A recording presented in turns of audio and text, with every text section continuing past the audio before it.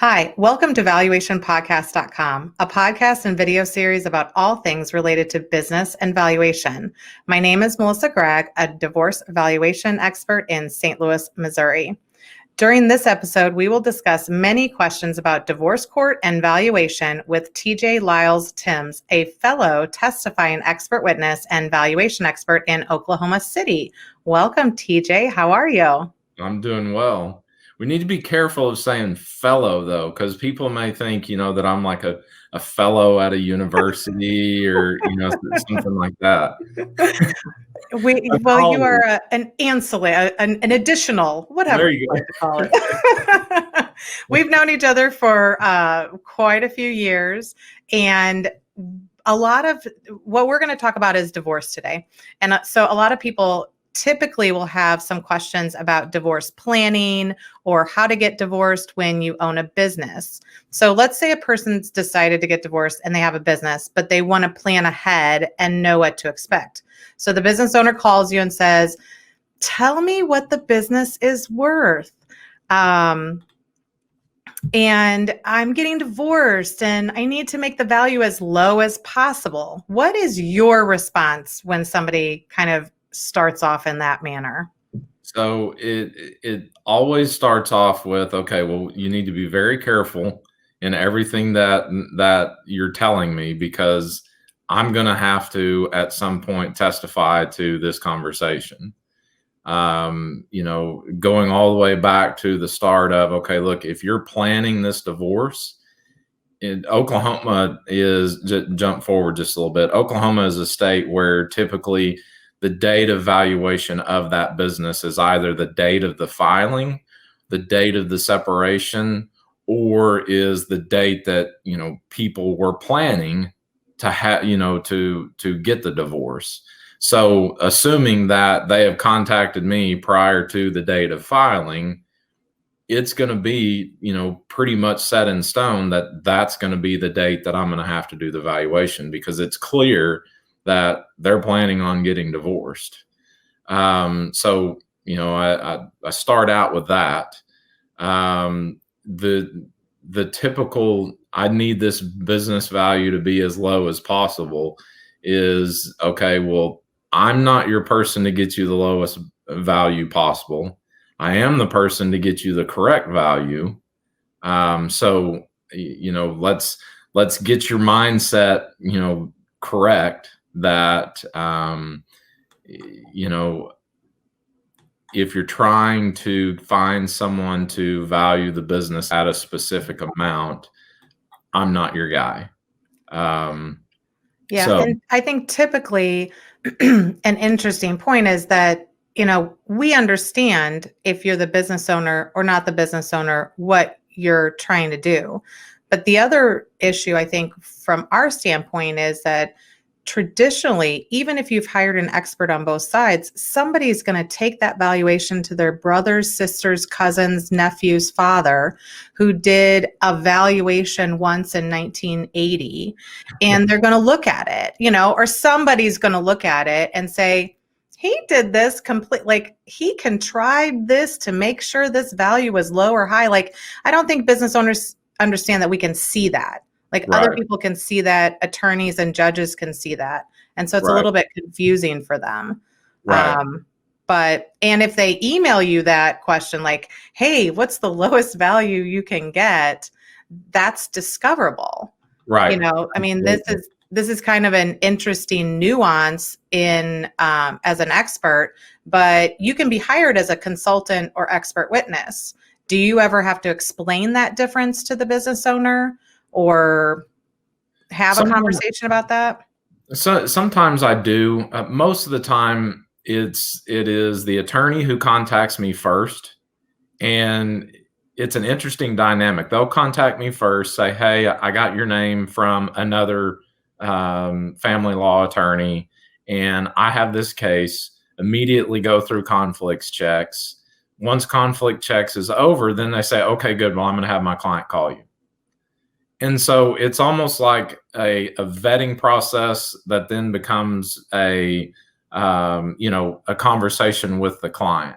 And so typically it depends on what that attorney has had, the conversations they've had with the business owner. Sometimes I have to explain to the business owner, look, I'm not an advocate, and there's going to be questions that I ask you that you're going to think that I'm not, that I think that you're lying to me, or that I think that you're doing something nefarious, or that I don't, I don't believe what you're, what you're telling me. But that's not the case. I mean, I have to remain independent. So therefore, that's why I'm asking these questions. But if an attorney or that client says, look, I want to hire you specifically for consulting purposes, then I can be 100% on your side and figure out how to ask the appropriate questions and be more of an advocate. I typically, for whatever reason, that usually, if I'm engaged for that, which quite honestly, I think I've only been probably twice been hired as a consultant. That usually doesn't come till maybe pre-trial conference time. I mean, right before trial. And then it's, hey, I want you to sit right here by me and pass me questions about, that I need to ask my expert or I need to ask the opposing expert. But Melissa, you've been in enough to probably have this as well. It always seems like that you're always hired as a consultant first, as a consulting expert first, then designated as the testifying expert later. And so from that perspective, I generally try to tell the client, look, I'm hired as a consultant right now, but understand that if I'm designated as a testifying expert, anything that I've done prior to me being designated as a testifying expert is going to be discoverable. So be very careful in what you send me. Be very careful in the discussions that we have, because I'm going to have to, get on the stand and divulge, if asked, the conversations we've had. So just be careful and be mindful of those two concepts. Yeah. And I think I get the same calls from the attorney that has a client that needs a business valuation and divorce and things like that. And I try to have an initial call, nowadays a Zoom call or something, with the client and attorney before I'm engaged, before I'm paid the retainer or anything, so that I can have that, so that I can get them on board, so it's not just me and the attorney and the clients off in the Netherlands, so that I can get them engaged and involved, but that I can talk to them about what this really looks like, and that you're not going to come in and say, I think the business is worth $1 million and that's what you're going to testify to. But also I've started to put on my emails, all conversations are discoverable, in bold letters at the bottom. Oh, yeah. And that the only conversation that they should have via email is to ask me if I'm available for a call. That's it. There should be no discussion. But I think that in the past, I wouldn't have that upfront conversation always. And then it would come back to bite me with the client sending some random text when they got aggravated about something, or a random email, right? And then I'm like, okay, now we have it in writing. And I don't think they understand that if I get a subpoena to give them all my records, that they typically ask for emails with the client and such. Now, I don't know about where you're at, but sometimes those are privileged, as work product or work papers. Right. I think we'll see that maybe if you do some cases in federal court, or maybe not divorce, but I'm just trying to be really careful, because I'm always concerned that all of it's discoverable. Right. Even if the attorney can say, okay, no, not those emails, I try to operate from day one as if there is nothing there, so that when they ask me, where's your emails, where's your notes, I don't have any. And I think that that's a little bit different. But there's also, you touched on it a little bit, about the role, our role as kind of a neutral party, and then the role of the divorce attorney who is an advocate. So maybe we can talk a little bit about that and the difference. Because I think when clients come on board, they think that the attorney is the advocate and that they're hiring an expert to be their advocate too. And that's not really the case. Right. No, I mean, I think you hit it spot on. They're expecting, they meaning the excuse me, they meaning the business owner thinks, okay, look, I've got my attorney, they're on my side, they're hiring an expert who's also going to be on my side.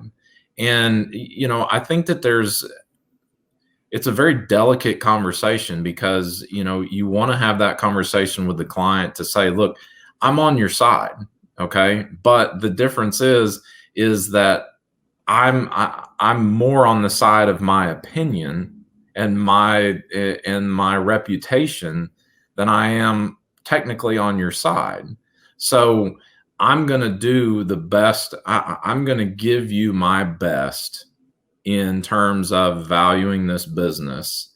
And that's me being on your side. It's not me trying to get you the lowest value possible or the highest value possible. It's rendering an opinion and, sticking to my guns, so to speak, and, defending that valuation. So, back to your question, I've been fortunate enough to work with some higher profile family law attorneys that understand that and are very, very good about reining the client back and saying, look, this isn't what he's engaged to do. He's not engaged to get you the highest value possible. That's my job, to work with him, to ask the right questions, to say, hey, have you thought about this? And that's what I really enjoy about, doing things like this podcast and teaching is, exposing people to the valuation concepts and theory so that those questions can be asked, the correct questions can be asked. And that's only going to get better the more we do things such as this. Well, and I think it kind of goes back to what we said before, that other people are going to be looking at the valuation and they're going to know if we kind of positioned it a certain way. I usually try to talk to the client about, okay, let's fast forward to trial. Even though, 80, 90% of cases settle in some capacity, let's fast forward to court. The date of the trial comes and I go up and testify to something ludicrous, right? And even the judge is like, it seems like that cup of coffee isn't worth $1 million, but okay, maybe it's got gold in it. Like if nobody buys it, if nobody understands and it's not rational, your case is going to falter. Like everything is hinged upon me coming up and being a credible witness that does the valuation, as right as we can do it. And as defendable. I usually say it's a reasonable value, but I really want a defendable value. Like I don't want the other expert to come in and have 10 articles that say that I did something wrong or that I was too aggressive in my calculations. But I think that then they understand that if you just want a talking head, I'm not that person. There's plenty of people out there that could potentially do that. And then I think they get on board. But you're right. The high-end attorneys, they want the answer. Like they don't want the sugar-coated answer. They want, tell us what the business is worth. What do we have going into this litigation? But that kind of gets back to our role. And so when we come into the situation, so the attorneys called us, we've met with the client, everybody's on board, it's time to move forward. But now we have kind of this discovery process. So I'm trying to layer in some terms that they might here when they go through this process, but the discovery process is getting all the data. And you probably have a typical document request, but what are some of the things that like a business owner should start thinking of initially of the documents that they're going to have to collect to go through this process? The first and foremost is going to be tax returns. Always I'm asked, okay, well, what do you want to see? And I say, look, the first thing I want to see are tax returns, because you're going to have small businesses that don't have internal financial statements or even compilations or audited financials. Everyone's going to have most people have tax returns. Right. And so that's the first thing I ask for. And then the next question is, well, how many years do you want? And my response to them is, I want as many years as you physically can get me. If you have to go dig in a basement and you have no idea where it's at, I'd like for you to go down in the basement and see if you remember where it's at. But I'm not asking you to go on a witch hunt. Yeah. But if you have 10 years worth of tax returns, or even 20 years worth of tax returns on your computer or on a hard drive, I want them all. Mm-hmm. And what I have found, being on the side of the business owner, looking at those tax returns or looking at those financial statements then leads into additional documents that are needed. Unfortunately, if you're on the side of the spouse who's not the business owner, that's generally when I send out the blanket, valuation request that's, 15 pages long, and it's not 15 pages, but, 2 pages long of just all the various kinds of documents.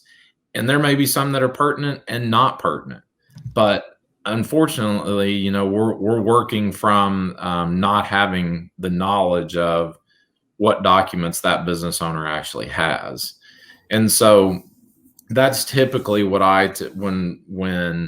when a client calls and they start saying, okay, well, what documents do you need? It's tax returns. And then from there, that's going to lead into additional stuff. What I typically tell clients are, look, what I want to do is I want you to get me the tax returns, as many of them as you can. I'm going to spread them out historically. And then I want the numbers to tell me a story. And once those numbers tell me a story, then I'm going to come back to you and say, okay, I see where net income 3 years ago was down. Why? I see that expenses were up in this year. Why? Revenue was this. Why? And then start asking these questions from there, because naturally a business owner is going to be very cautious of what of what information they give you from the outset. But if they know, look, that person has my financial information, there's really no getting around it once you know that information. So to me, that's what I like to say is, look, Mr. and Ms. Client, let the numbers tell me a story first. Then I'm going to get your side of the story as to why the business is headed where it's at. Well, and I think that having business tax returns and personal tax returns is helpful if the business is filing its separate tax returns.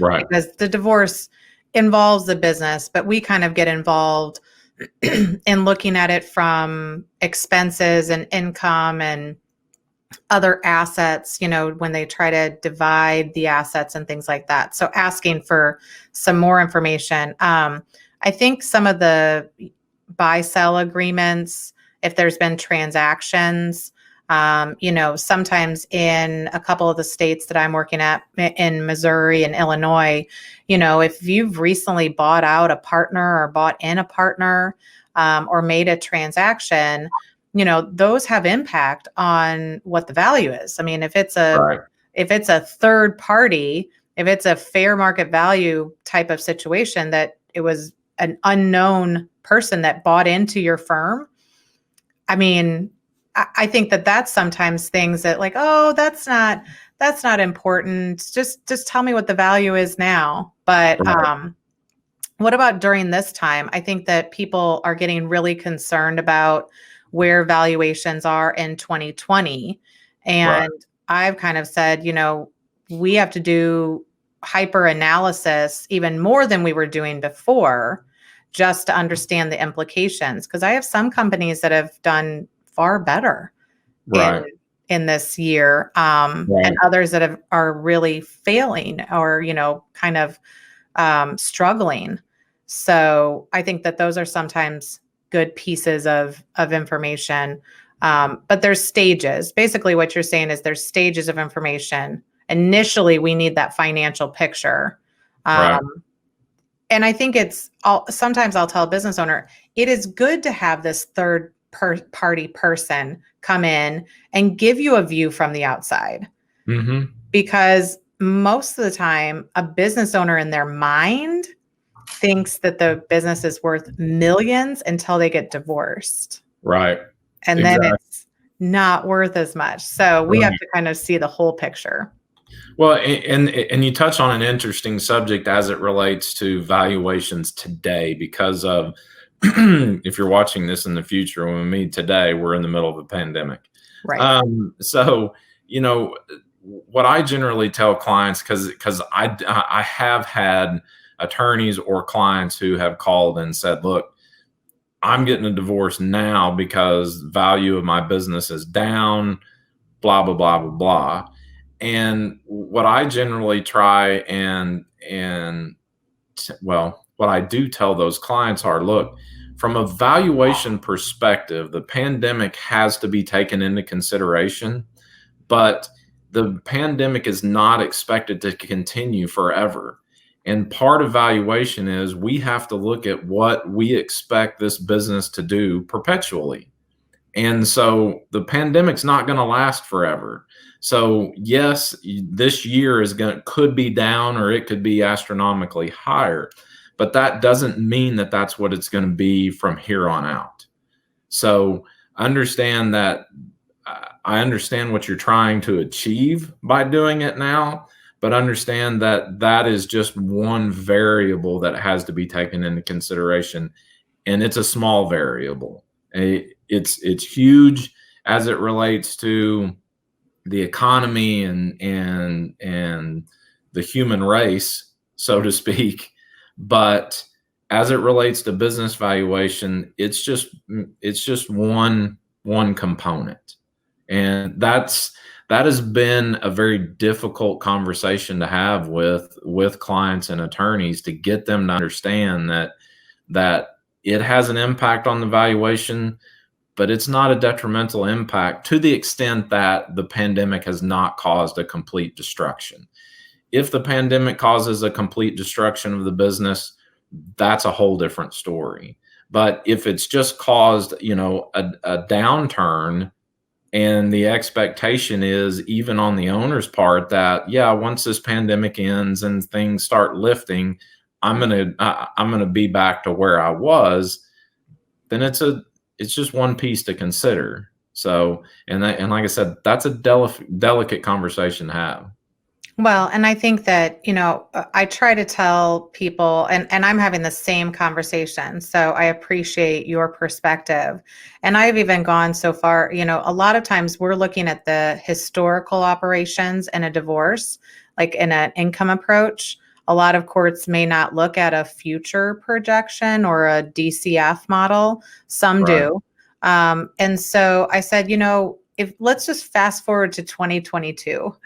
And everything goes back to normal, maybe not, we're at every day this goes by, we don't know. But let's say it goes back to somewhat normal.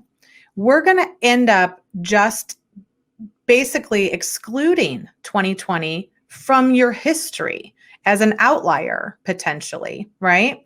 And so in a lot of sense, we're trying to figure out, where is your recovery going to happen, when, what year, how long, and how long is it going to take you to get back to the history? And realistically, there have been some companies that probably had the potential to fail during this, but we needed that service in the pandemic, and so now they're like super prosperous. I think it goes both ways. It doesn't mean that your company is worth so much more right now, and it also doesn't mean that it's worth so much less. It's just a factor in the equation, or like an average of your past years means that we average in a down year. That could be a possibility. But I like what you were talking about with getting more than 5 years of information, because right now it's going to be important to see, when was your last downturn? Was there do you see a cycle here? Is it every 7, 10, 15 years there could be a downturn? Because 2008 was 12 years ago, so is that what should be expected? So a lot of it is then, how do we defend whatever position? And I don't think judges are just going to say, oh yeah, 2020 is indicative of what's going to happen going, like, it doesn't make sense. Right. Well, and it's going to be interesting, without nerding out too much between the two of us. Probably your attorney viewers are going to appreciate this more than the business owners, but it's going to be interesting how the judges and courts view a DCF in a divorce case now versus historically, because there are going to be those businesses who were startups in 2017, maybe 2018, and were on a hockey stick projection and just killing it. And then the pandemic hits and it declines dramatically. And if we go back and look historically at 17, 18, 19, when that business is is doing a hockey stick and increasing astronomically, it's not a true picture of what's indicative into the future. And the only way to do that is to do a DCF. And so, I think that is an even bigger reason to have and retain someone like you or myself, or someone else who's very experienced, is because I think there are going to be those courts where you're going to have to buck the system a little bit and say, look, I understand that the law says this. I get that. But you're asking me to render the fair market value on a going concern basis, and I can't do that by only looking at the capitalization of cash flows or looking at things historically. If I'm going to give you the true picture of what the fair market value is, I have to use a DCF, and here's the reason why. And someone who's not seasoned enough is not going to be able to defend that position and not understand how to do it really. Right. And I'm waiting for that. I have not seen that yet. I've not talked to anybody where that's come up yet, but I think it's going to come up. I am 100% convinced that there will be a case that changes the way some states look at DCFs in business valuation because of this pandemic. Well, and let's talk about that a little bit. Right now in our state, in Missouri and in St. Louis, last week we had 2 of the major courthouses went back to kind of ground zero because they both had exposures in the courthouse. We were just ramping up to, the court's always doing emergency hearings or hearings that, domestic relations and things like that. But having full-blown trials isn't quite happening in all states and all courthouses around the country. And so part of it is you have that things aren't moving forward. So if you want to get divorced this year, good luck, right? But you can still settle it. But then also, if 80 or 90% of our cases settle, then we're not always getting to go to trial to kind of prove out a new way of looking at things from a valuation standpoint, right? Like it's such a small percentage. And I just wonder if when we do get in there that we would, have to show two income approaches. We would have to show the past and what implication to value it would have. And then we would have to show the DCF, because I think you have to have a fallback. If the courts totally say, forget the DCF and you don't have anything else, right, then you're done. So I think it's really, and a lot of times valuation people don't want to take on the cause, right? I mean, we have cases that were created in the 60s, 70s, 80s, 90s that are still setting the precedent of how to do something, right? In the valuation world. Do you guys have, I know we were maybe going to talk about this at some point, but do you have any of those types of cases or, kind of unique divorce cases in Oklahoma that, because we don't typically do DCFs in Missouri and Illinois. We're typically looking at the past, but do you have other cases that may have like a nuance to valuation that you have to be mindful of in Oklahoma? We have your typical cases that address personal goodwill versus business goodwill. And for those business owners who are viewing this, personal goodwill is the goodwill that's attached to you as a person that can't be transferred to the business. Versus the business goodwill, that is the goodwill of the business, which is, could be the name, it could be the phone number, it could be the location, the way you've set up policies and procedures and processes. That's what we consider to be business goodwill. And so in Oklahoma, we have clear cases that say personal goodwill is not a marital asset. So that we have another interesting case. That's the Thielen House case, and the Thielen House case essentially addresses a multitude of different things, but one of them is specifically what is the date of the valuation that the courts have, or the judge has the final say as to when that date of valuation is proper. Is it proper date of separation? Is it proper date of filing? Is it proper, as of the date of trial? So that's another one that sometimes comes up. It also addresses some retirement calculations, retirement accounts calculations as well. But I think that going back to something that you had addressed earlier about the DCF and only having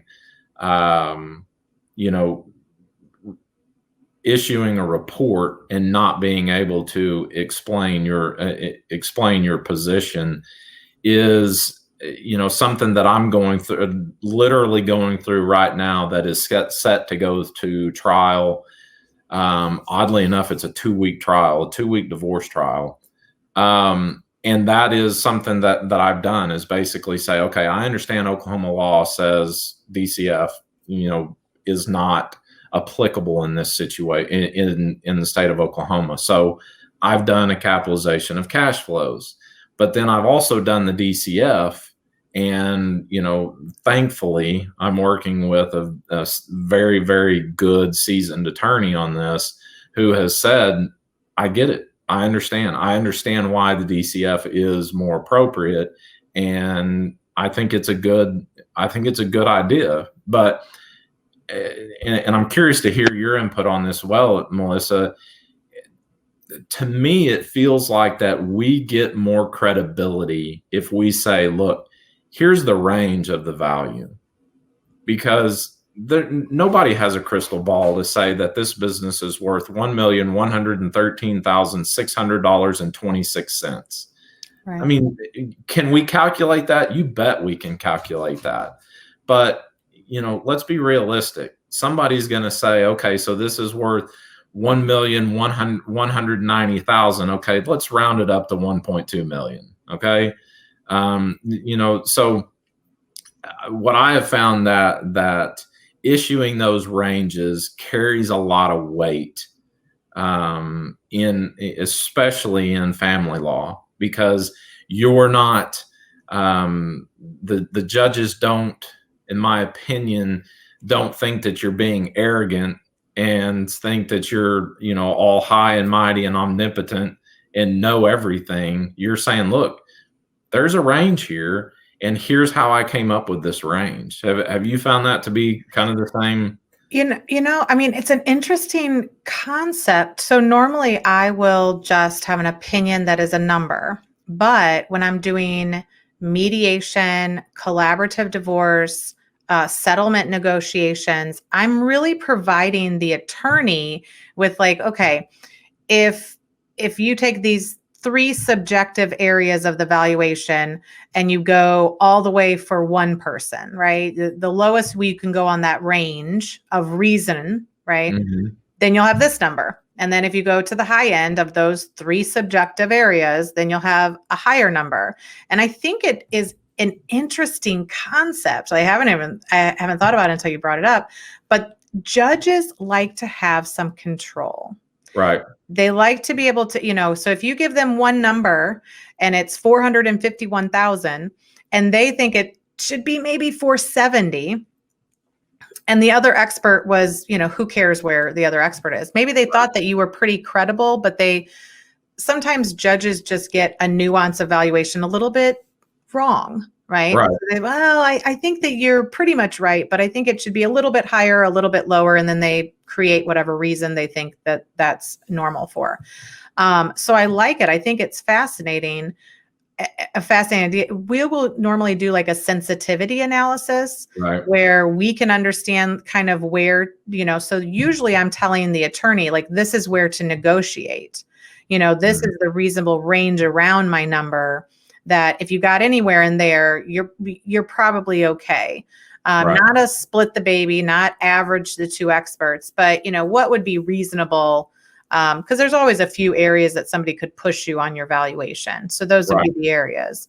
But I think it would also be interesting for us to try to, so you do a lot of teaching, and I'll give my kind of take on it, but I think it would be interesting how we discuss DCF and capitalization of earnings, because when we teach it and when we talk about it in theory, I think that it makes sense. Like it's a big confusion for attorneys and judges, but maybe we can talk a little bit more about why there's not an inappropriate method.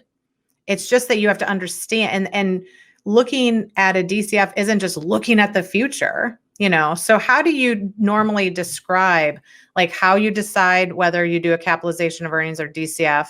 And then what are the implications in court of deciding on one of them? Does that make sense? No, absolutely. So typically when I go through and say, look, I've considered all 3 approaches of valuation, I looked at the specific method, I selected the income approach, or I selected the market approach. And the one from the market approach or from the income approach, these are the methods that I considered. Explaining the capitalization of earnings and the DCF, I basically just boil down to is history going to repeat itself or not? And if history is going to repeat itself with this business, then it lends itself towards the capitalization of cash flows. But if this business is a fairly new business, or is one that tends to be on the cutting edge of things, and it's going to have lots of fluctuation. I need to kind of go backwards here so you can see it. Right. If it tends to have lots of fluctuations to it, then it lends itself to the DCF. And that generally, from a visual standpoint, gets the judges and clients to understand, okay, so this is a family-owned business. It's been around for 20 years. History is probably going to repeat itself. But you have those that, this is an IT company that was set up 2 years ago. it lends itself to the DCF. And so that's the way I generally try to paint that picture. Right. And then another thing that we'll talk about is, because everybody anticipates or assumes that a DCF, which is discounted cash flow, so we're looking at the future and then basically present valuing it to current day. Everybody thinks that is a forward-looking, and it's a forward-looking projection, but they think that is based on future earnings. And I think the disconnect is that when we tell them, okay, the capitalization of cash flow and the DCF will be exactly the same if you have the exact same assumptions, right? Then they start to kind of understand it. But what you said was, let's take the 20-year company that has been in the family business and it has consistent everything, revenue, cash flows, whatever, maybe consistently going up over time, whatever it is, right. But it's very consistent for like 10, 15 years. And then you have a pandemic. To me, going into court and just saying, oh, well, they'll go back to normal after this is done. First of all, some of those businesses are the ones that are just archaic and that may not come back, right? So we go into court and say, well, this is just an outlier and it's just the average of the past 5 years. First of all, everybody's going to, even if it's correct, right? Even if we can look forward and say, oh, they go back to normal and in a couple of years, it's going to be the same. It makes sense, but everybody's going to look at us like we're the crazy ones because we're just ignoring a pandemic. And so right. I think that's then where I'm hoping you're right, that we can say, okay, we can't look at the past. We have to look at now they're 40% lower in this year than they ever have been in the past. How long is it going to take them to get back to that, or will they ever? Exactly. And that is a huge amount of assumptions. It's a huge amount of speculation, but I don't think we're left with a lot of choices to describe how to value this company. So I think that things will open up, but it's also educating people about these methods and how they're both, even a capitalization of cash flow is using the past to say what we think is going to happen next year. Right. And then we're assuming that next year is going to be every year going forward. Right. But that's what the courts are comfortable with. And we have to kind of work with that at this point. Right. So, well, and that's why it's so incumbent on attorneys, business owners to hire someone that understands those concepts. I mean, we have so many people that understand the basic theory of business valuation, but they don't really understand the intricacies of it. You probably have the same thing that happened to you, but so many people and so many attorneys try to throw in our face that business valuation is an art and a science.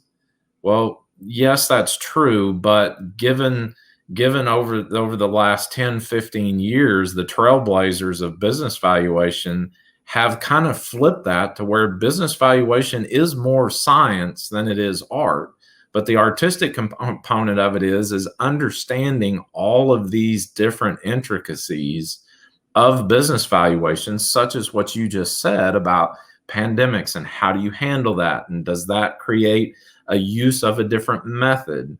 That if you don't understand those concepts, you're going to be woefully wrong, and only does a disservice to the client and to the industry as a whole. Yeah. So what you have done basically is preach to the choir. And, cannot be stressed enough to attorneys and business owners, judges, and, triers of facts. I mean, that is such a huge, huge issue right now. Well, and I think that it is a huge issue. I think that going forward, my role in a litigation is very different than my role in a traditional business valuation for estate planning. Okay. I'm actually, and I don't think all experts are doing this, but you probably are. There are a few of us, because I'm in the bigger picture of how do we negotiate this? How do we settle it? How do we prove, our position? But it's also understanding where the other expert is going to come, right? Mm-hmm. So when we go back to looking at that financial picture story and what does it tell us, I am looking for what is the other expert going to hone in on? Where is their number going to be, and what position could they take that would be different, and how do I counterbalance it? Maybe there's, I don't know, an example is maybe there's not a ton of market comps, to do the market approach, but I'm going to put them in there. Maybe I don't even rely on that, but I'm going to put them in there, because if the other expert comes and pulls the same data and comes up with different information, or maybe they only include 2 transactions that are in their favor, and I've included all the transactions, or the best 15, things like that. Right. I don't have a way to counterbalance or even have a discussion about that unless I include it in my report or my analysis. And so I'm always kind of thinking, where's the other person going to come? And then how do we negotiate from a position of facts?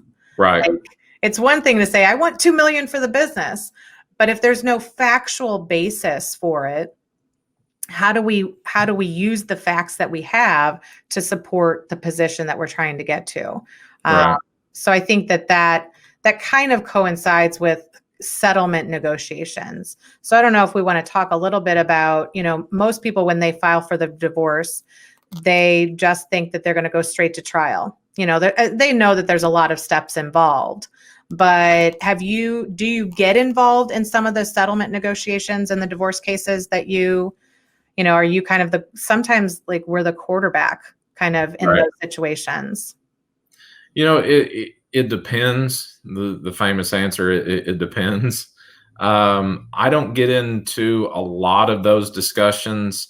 What parts that I do get involved are if, a mediator starts raising questions about my valuation versus the other experts, then maybe I get involved to say, okay, well, the other expert considered this, and here's why that's not appropriate, and I considered it in this manner. So from that perspective, I get into settlement negotiations. But as it relates to, okay, should I take, you valued the business at 2 million, should I take 1.75? It kind of depends, really. I mean, it goes back to me basically giving that range. If I don't give a range in every single case, but to the extent that it's warranted. For instance, if I do the income approach and it develops one value, and I have enough market comps, and then I do a valuation on the market comps, and it's within a margin of error of the two, then absolutely I'll say, look, under this approach, it was 1.5. Under the income approach, it was 1.6. And so my opinion is that it's somewhere between 1.5 and 1.6. Now, I'm not going to come in and say market approach is $1 million, income approach is 5 million, and this is the range. I mean, that's absolutely ludicrous. But if it's within a margin of error, I'm going to provide that range. And so in those instances, then I may feel better about saying, 1.75 may, I could see that being reasonable. But if I have come up with a number of 2.1 million, and that's what I think the value is, I try to be very careful about saying, yeah, I think 1.75 is reasonable, because I'm so cautious of, will that be thrown at me at a later point in time? Mm-hmm. And so It depends. But I think that, but I think that what you're saying is valid. Like I might have an opinion of an exact number, but they can see in the approaches and I can testify to, here's where the income approach was, here's where the market approach is, and judge anything within there is reasonable, because then it gives them the capability of picking a number, because they want to have some control. But it also, to your point, does give some credence to the fact that it is hard to come up with one particular number, especially if you could give the same valuation to 5 valuation experts and we would literally all come up with 5 different numbers. Right. They would hopefully be in that reasonable range. Right. But it correlates in a judge's mind or an attorney's mind that, okay, so there's not like one perfect answer, but there is a reasonable range that we should all fall in. Right. But we're still in the business of kind of duking it out, because there are ways to make the valuation be a number that somebody wants. The problem is it may seem like you've tricked somebody from the business owner's perspective, but the rest of us who do this all the time, nobody's tricked. Like everybody's going to be like, oh, you used a cap rate of 40%. That's probably not right for this. There'll be some big red flags that will give us away. You mentioned a little bit about divorce mediation, and I mentioned collaborative divorce, but do you get in, these are kind of some alternative ways of getting divorced, especially during this time. But do you get involved in any of those? Are you just kind of doing the valuations for litigation terms? Yeah, I primarily just do the valuation for the trial, for litigation. I haven't really. I've been asked to play third-party valuation analyst and look at the 2 different valuation and analyst opinion. And that kind of has resulted from buy-sell agreements. Typically saying, you go get an expert, or somebody will have a buy-sell agreement that says, if you get divorced, it's this value. But some of those buy-sells will say 2 parties go get the valuation. And then if you can't agree, you could have a third party come in and do that. So you've been asked to do some of that third party reviewing 2 other experts' reports kind of situation. Right. Well, and you bring up another interesting point, especially for our business owners that are watching, of the importance of a buy-sell agreement, because of those cases that I've been asked to come in as a third-party valuation analyst, the other 2 experts are so off because they interpreted the buy-sell agreement in completely different ways. And which goes back to Chris Mercer talks about the Chris Mercer on Mercer Capital talks about this, and it's so often with buy-sell agreements that it's so important that attorneys work with a seasoned valuation person to read through this buy-sell agreement and make sure that everyone is on the same playing field. The analogy I like to give is, and I can say this because my wife's not in this room, but whenever we get in an argument, I say, okay, look, I need to know the rules of this argument. If you just want me to shut up and listen to you, then I can do that. But if I can have feedback, then I can have feedback. And so the same goes true with a buy-sell agreement is, I have to know the rules of the game to play this game. And if the rules are interpreted differently by different people, it is utter chaos. Mm-hmm. And so, making sure that you have a buy-sell agreement that clearly defines what, or how this valuation is to be calculated is so vital that, I think that's the next, I don't want to say the next big thing in valuation, but I think that more people are going to see how important those issues are, because buy-sell agreements are going to become a bigger issue later on down the road.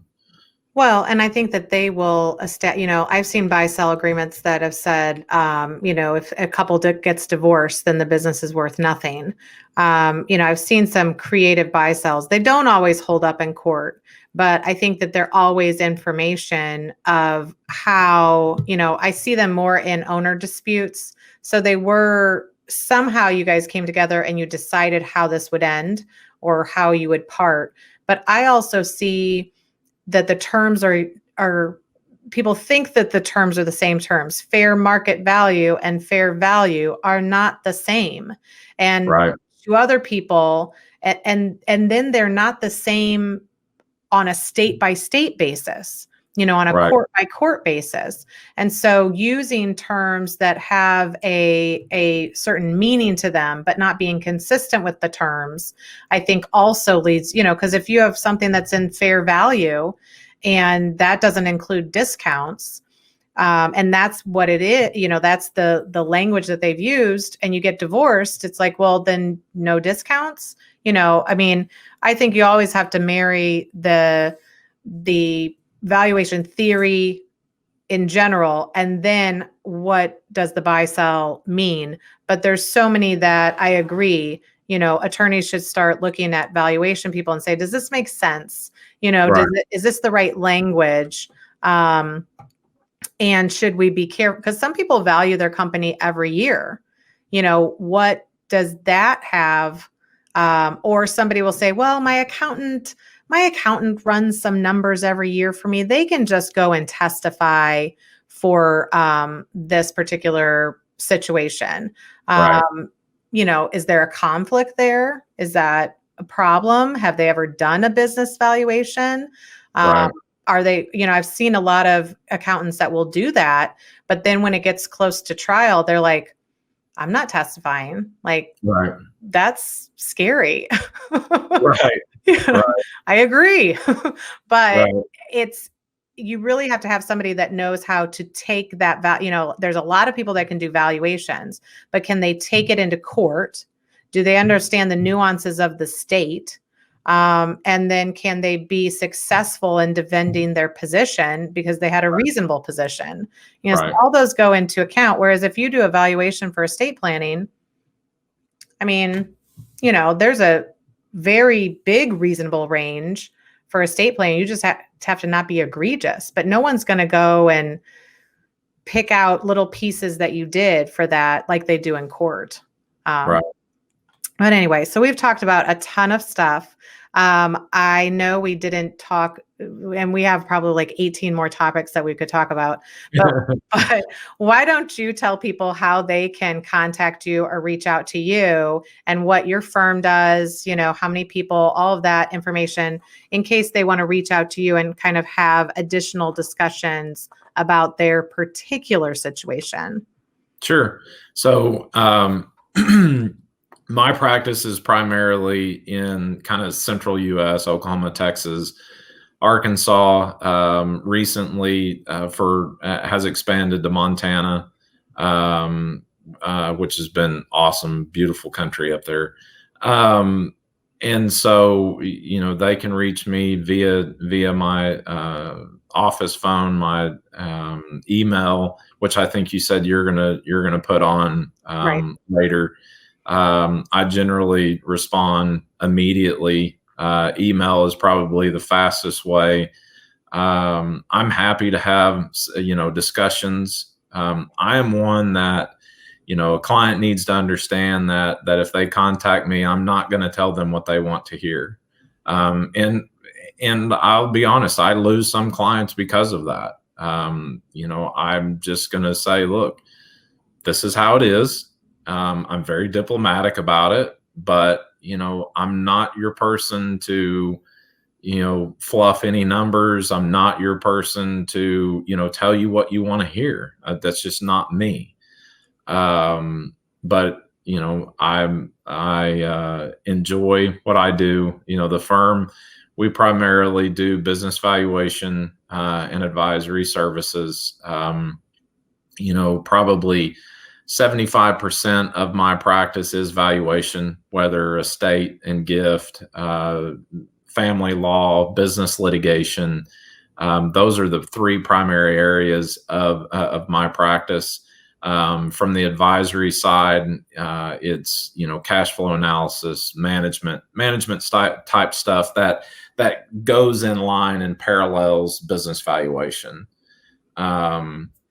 And so that's probably less than 10% of my practice. So, the majority of my practice is in the valuation litigation arena.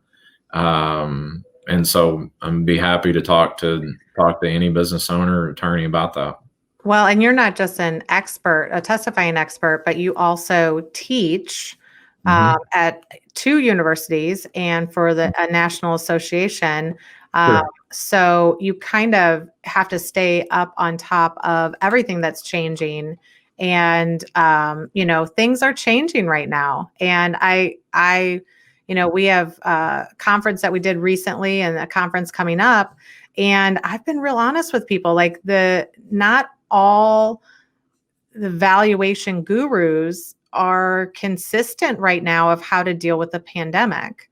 So it really is a case by case situation that you have to get somebody involved and look at it from all aspects, because we're kind of in the Wild West right now and things are changing and we need to be hyper aware of what's happening in that company, but also what does it mean towards the future? Right. So that's where I think that experience, not only in valuations, but in litigation is helpful, but also staying on top of how things change. We might have a conversation in a couple months and things will be different. We don't know. Right. Yeah, that is, it's vital to make sure that the two parties are again on the same playing field. And that is why I teach at University of Central Oklahoma and Oklahoma City University, and then for the National Association of Certified Valuators and Analysts as well, is for that very reason. I mean, the more information the expert has, the more likely those two experts can get together. I like the term that Judge Lauro, God rest his soul, came up with, the coined the term hot tubbing between the experts, in terms of getting two experts together and saying, okay, guys, you have a wealth of knowledge between the two of you. Can you come up with a unified decision?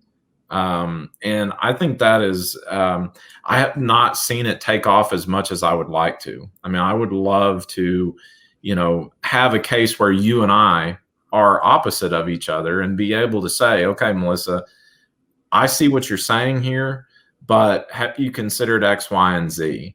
Mm-hmm. And, you say, TJ, I see where you're coming from, but I don't know that this is entirely correct. And then you and I say, okay, you know what, Your Honor, we think the range, again, maybe comes up with a range. We think it's somewhere between 1.5 and 1.75.